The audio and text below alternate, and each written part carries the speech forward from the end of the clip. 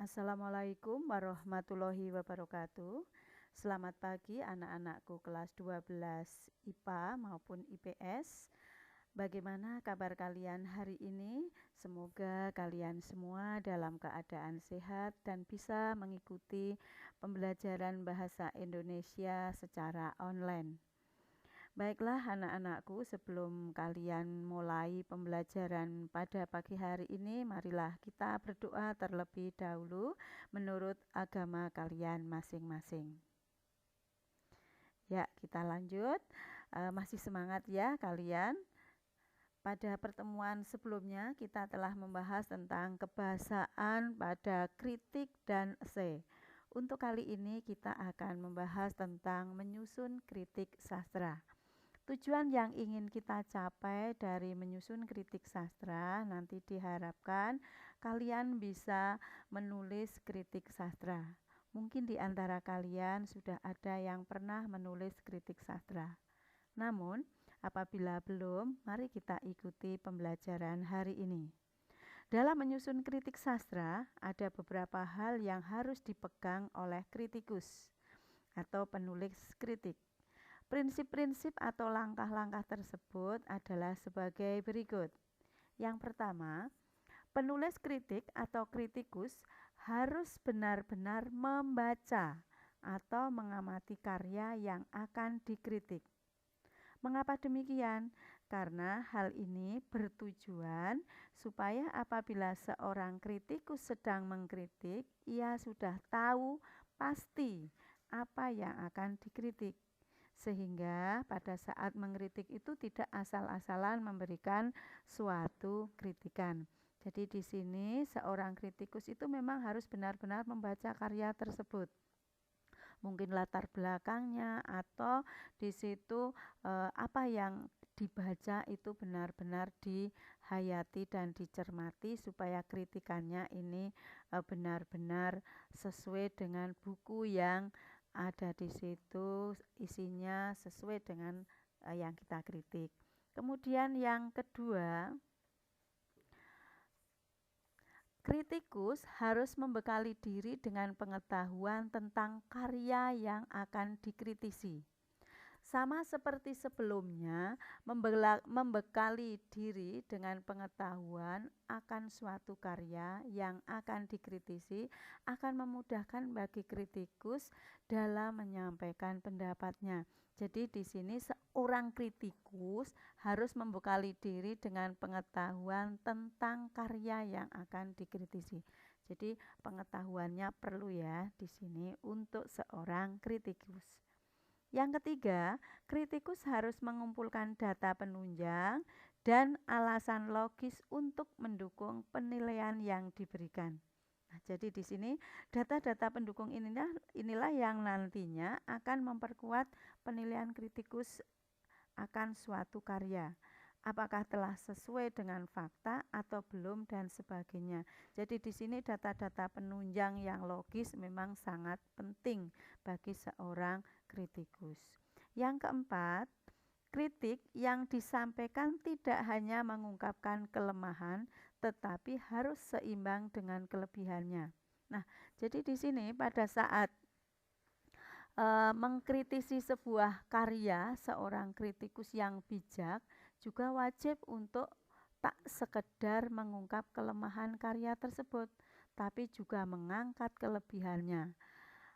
Dengan kata lain, kelemahan dan kelebihan itu harus seimbang. Jadi kita tidak boleh hanya kelemahannya saja atau kelebihannya saja.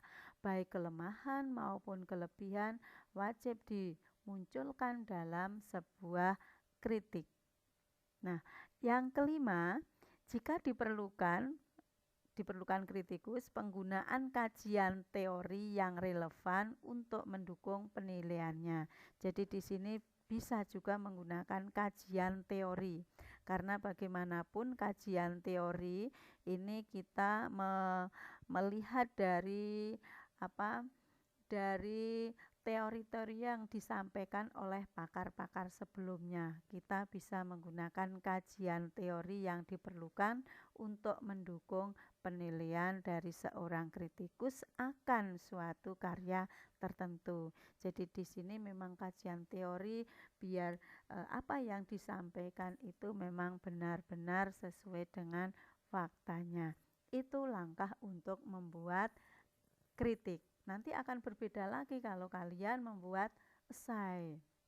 Nah, mari kita lihat berikutnya bahwa kalimat-kalimat kritik yang mengandung penilaian kelebihan dan kekurangan karya bisa kalian lihat pada contoh kritik di buku kalian, di buku paket yang kemarin sudah Ibu suruh kalian untuk membacanya yang berjudul Capaian Eksperimentasi Lelaki Harimau.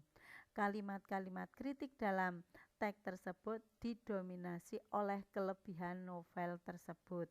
Nah, dalam mengungkapkan kelebihannya, kritikus melengkapinya dengan data atau alasan yang logis.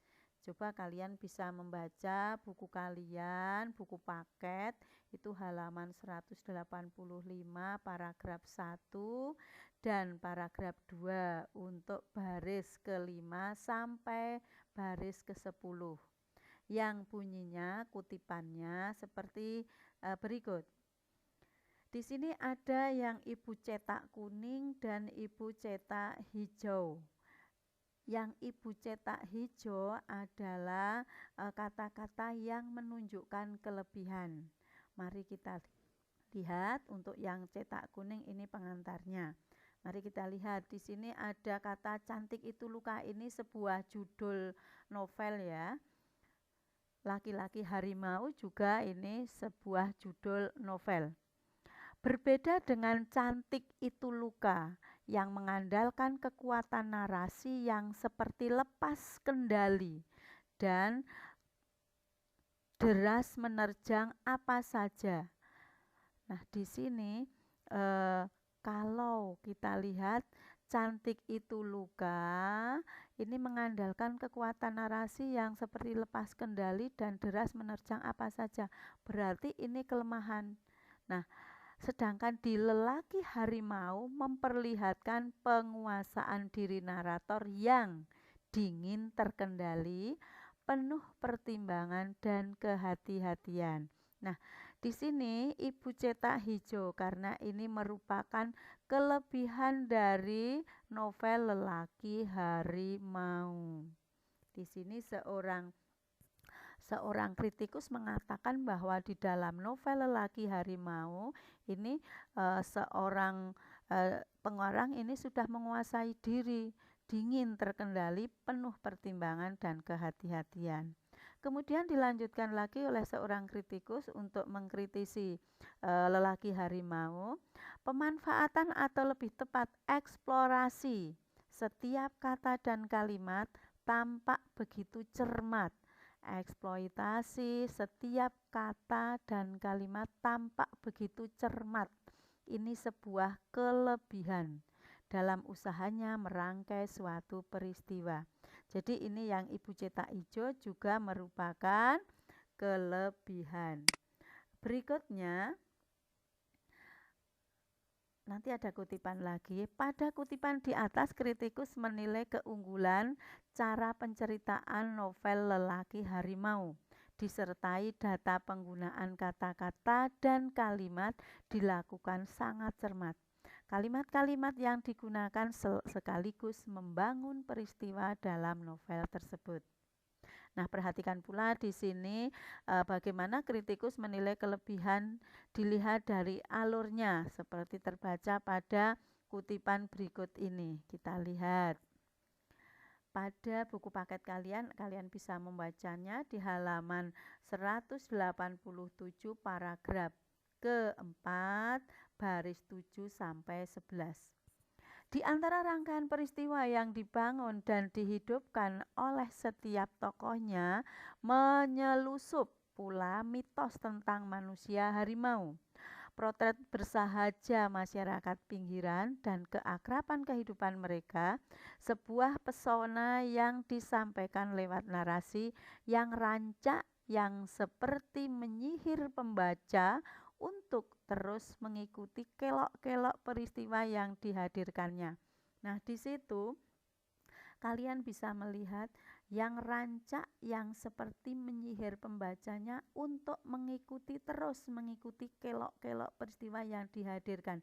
Kelok-kelok peristiwa berarti ini alur ya, jalannya alur yang berkelok-kelok. Peristiwanya di sini dituliskan sangat bagus. Ini merupakan sebuah kelebihan. Nah, jadi di situ bahwa di dalam kritik ini sudah terlihat kelebihan dari novel yang telah disampaikan oleh seorang kritikus. Kemudian mari kita lihat apakah ada kelemahannya dari kritik yang disampaikan oleh kritikus dari yang berjudul tadi, apa judulnya tadi, harimau laki-laki, manusia harimau, maaf. Mari kita lihat, selain mengupas kelebihan, teks kritik tersebut juga menyampaikan kelemahan. Novel harimau seperti tampak pada kutipan berikut. Kalian bisa melihat di buku paket kalian di halaman 186 paragraf yang terakhir. Apa kelemahannya? Kita lihat. Tentu saja cara ini bukan tanpa risiko. Coba penulisan risiko, ini tulisannya seperti ini ya. Risiko, bukan resiko. Jadi ini I dan I. Risiko, ini sudah baku ya. Rangkaian peristiwa yang membangun alur cerita jadinya terasa agak lambat. Ia juga boleh jadi akan mendatangkan masalah bagi pembaca yang tak biasa menikmati kalimat panjang. Nah, di sini terasa agak lambat. Terasa agak lambat berarti ini sebuah kelemahan. Akan mendatangkan masalah, ini juga merupakan kelemahan. Jadi ternyata dari kritik yang berjudul judulnya di buku Anda bisa melihat capaian eksperimentasi novel lelaki harimau, itu salah satu contoh kritik di buku kalian di halaman 185 sampai halaman 188. Ini contoh kritik, kalian bisa membacanya nanti di situ dari kritik yang sudah dituliskan oleh kritikus yang bernama Maman Mahayana. Ini ternyata ada kelemahan dan kelebihan dari novel yang berjudul Manusia Harimau. Demikian ya untuk menulis kritik sastra. Nanti pada pertemuan berikutnya kita akan menulis esai.